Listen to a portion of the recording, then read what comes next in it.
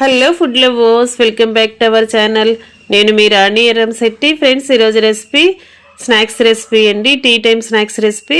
Tea time snacks అంటే పెద్దవారికి మాత్రమే కాదు, చిన్నపిల్లలకి కూడా చాలా చాలా ఇష్టమైన స్నాక్స్ రెసిపీ అండి. 1 కప్పు అటుకులతో 2 బంగాళదుంపలతో కమ్మగా టేస్టీగా సింపుల్గా చేసేయచ్చు. ఆ ప్రాసెస్ అంతా చూద్దాం. ముందుగా ఒక బౌల్ నిండా అటుకులు తీసుకోండి. పలుచగా ఉన్న అటుకులైనా మందంగా ఉన్న అటుకులైనా ఏవైనా పర్లేదు, ఈ రెసిపీకి వాడుకోవచ్చు. వీటిని ఒక జల్లెడలో వేసుకుని డస్ట్ అనేది ఏమైనా ఉంటే మొత్తం అన్నీ కూడా జల్లించి తీసుకోండి. అటుకుల్లో కొంచెంగా డస్ట్ అనేది ఉంటుంది, అదంతా కూడా జల్లించి మంచిగా ఉన్న అటుకుల్ని తీసుకుని ఇలా మిక్సీ జార్లోకి వేసుకోండి. దీనిని సన్నని రవ్వలాగా గ్రైండ్ చేయండి. బంగాళదుంపతో స్నాక్స్ అనేవి చేసి పిల్లలకి సర్వ్ చేస్తే వారికి బాగా నచ్చుతుంది కదా.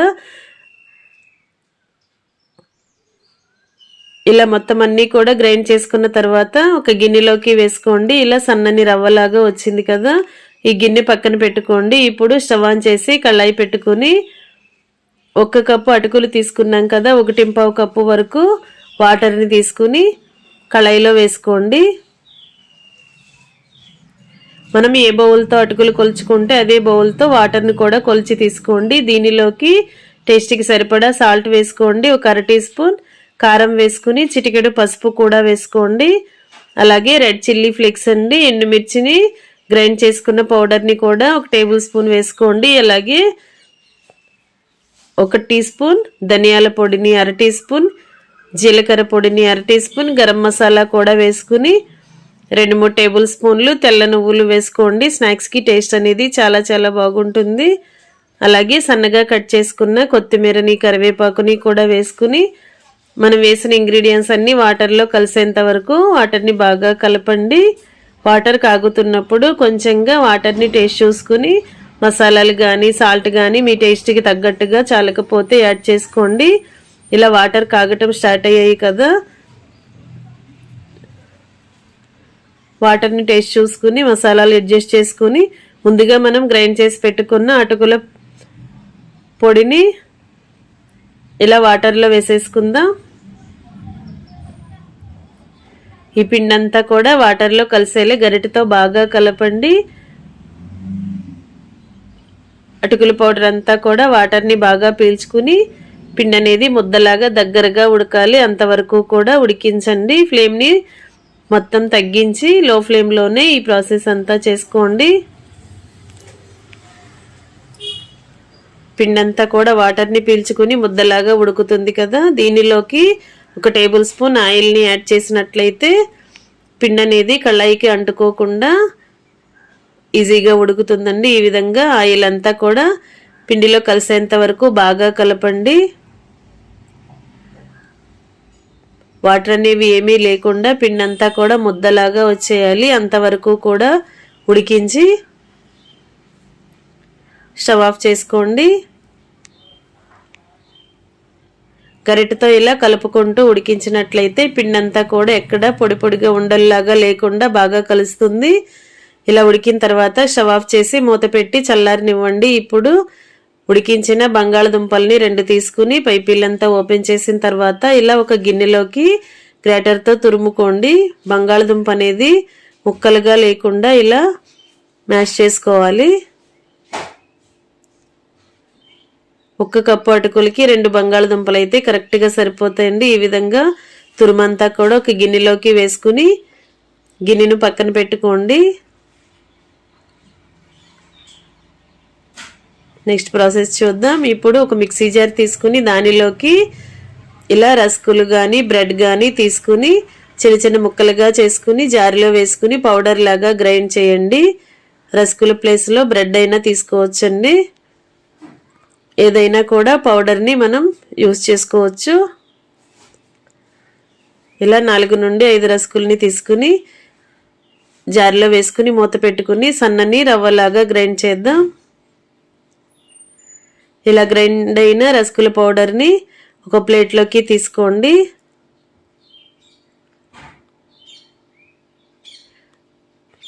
బ్రెడ్ పౌడర్ అయినా రస్కుల పౌడర్ అయినా ఏదైనా కూడా స్నాక్స్కి టేస్ట్ అనేది చాలా చాలా బాగుంటుంది. ఈ విధంగా ప్లేట్లోకి తీసుకున్నాం కదా. ఇప్పుడు ముందుగా ఉడికించి పెట్టుకున్న అటుకుల పిండిని చూద్దాం. ఇదంతా కూడా బాగా చల్లారింది కదా. ఇప్పుడు ఉడికించిన బంగాళదుంప ముద్దంతా కూడా తురుముకున్నాం కదా, అదంతా కూడా ఇలా అటుకుల ఉడికించిన పిండిలో వేసేసుకుని ఇవి రెండు కూడా బాగా కలిసేలా చేత్తో బాగా కలపండి. బాగా చల్లారిన తర్వాత ఇవి రెండు కూడా బాగా కలిపి చపాతీ ముద్దలాగా చేసుకుందాం.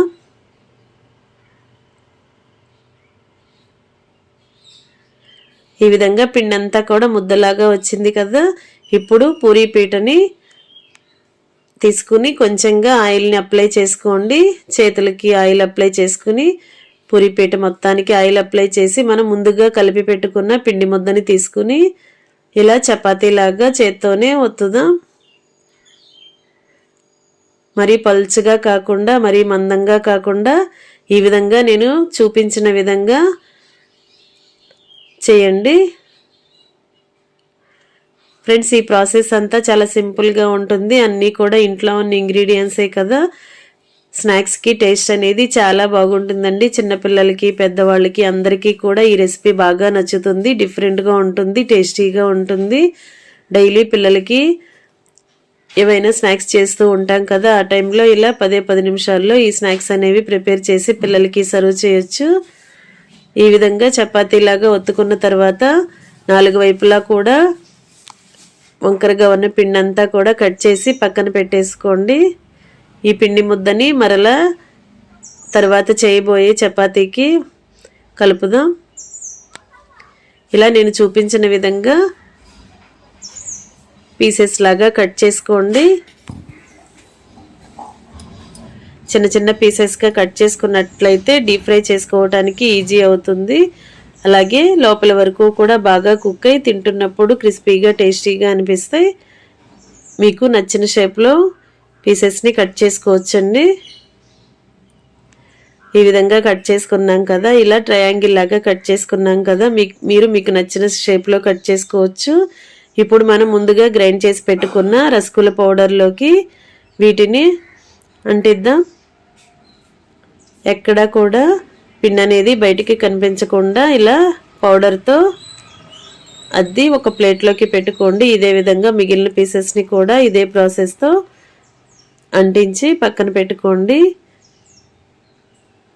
బ్రెడ్ పౌడర్ అయినా రసగుల్ల పౌడర్ అయినా ఏదైనా కూడా మనం ఈ రెసిపీకి వాడుకోవచ్చండి. ఈ విధంగా అంటించి ప్లేట్లో పెట్టుకోండి. ఇదే విధంగా మిగిలిన పీసెస్ అన్నీ కూడా అంటిద్దాం. ఫ్రెండ్స్, ఛానల్ని ఫస్ట్ టైం వాచ్ చేస్తున్న వారు సబ్స్క్రైబ్ చేసుకుని పక్కనే ఉన్న బెల్ బటన్ క్లిక్ చేయటం మాత్రం మర్చిపోకండి. నేను పెట్టబోయే రెసిపీస్ అన్నీ డైలీ మీ ఫోన్కి నోటిఫికేషన్కి వస్తాయి కదా, ఓపెన్ చేసి చూడండి. నచ్చిన రెసిపీస్ని కుక్ చేసి పిల్లలకి ఫ్యామిలీకి సర్వ్ చేయండి. ఈ విధంగా పీసెస్ అన్నీ కూడా అంటించి ప్లేట్లోకి పెట్టుకున్నాం కదా. ఇంకా నెక్స్ట్ ప్రాసెస్ అనేది చూద్దాం. స్టవ్ ఆన్ చేసి కళాయి పెట్టుకుని డీప్ ఫ్రైకి సరిపడా ఆయిల్ పోసి ఆయిల్ కాగిన తర్వాత ఫ్లేమ్ని మీడియంలో పెట్టుకుని ఆయిల్కి పట్టినన్ని స్నాక్స్ని కళాయిలో వేసుకోండి. వేసిన వెంటనే గరిటె పెట్టకుండా కొంచెం సేపు ఫ్రై అయిన తర్వాత గరిటెతో వెనక వైపు కూడా ఫ్రై చేయండి. ఇలా క్రిస్పీగా డీప్ ఫ్రై అయిన తర్వాత ఆయిల్ నుండి తీసేసి ప్లేట్లోకి పెట్టేసుకోండి. ఇదే విధంగా మిగిలిన పీసెస్ని కూడా కళాయికి పట్టినన్ని వేసుకుని రెండు వైపులా కూడా క్రిస్పీగా ఫ్రై అయిన తర్వాత ఆయిల్ నుండి తీసేసి సర్వింగ్ ప్లేట్లోకి పెట్టుకోవటమే. మనం వాడిన ఇంగ్రీడియంట్స్ అన్నీ కూడా చాలా చాలా టేస్టీ అయిన ఇంగ్రీడియంట్స్ అండి. అటుకులు వాడాం, పొటాటో వాడాం, ఉడికించిన పొటాటో వాడాం, అలాగే గరం మసాలా పౌడర్స్ కానీ సాల్ట్ కానీ కారం అన్నీ వేసుకున్నాం. తెల్ల నువ్వులు కూడా వేసుకున్నాం కదా. స్నాక్స్ అనేవి తింటున్నప్పుడు ఇంగ్రీడియంట్స్ అన్నీ కూడా మన పంటికి తెలుస్తూ టేస్ట్ అనేది చాలా చాలా బాగుంటుంది. ఇంకా మొత్తం అన్ని డీప్ ఫ్రై చేయటం కంప్లీట్ అయిన తర్వాత స్టవ్ ఆఫ్ చేసి వేడివేడి పొటాటో స్నాక్స్ని సర్వింగ్ ప్లేట్లోకి తీసుకుని ఫ్యామిలీకి సర్వ్ చేసుకోవటమే. మీరు కూడా కుక్ చేసి పిల్లలకి సర్వ్ చేయండి. ప్రాసెస్ అంతా డిఫరెంట్గా ఉంటుంది, టేస్ట్ కూడా చాలా చాలా బాగుంటాయి.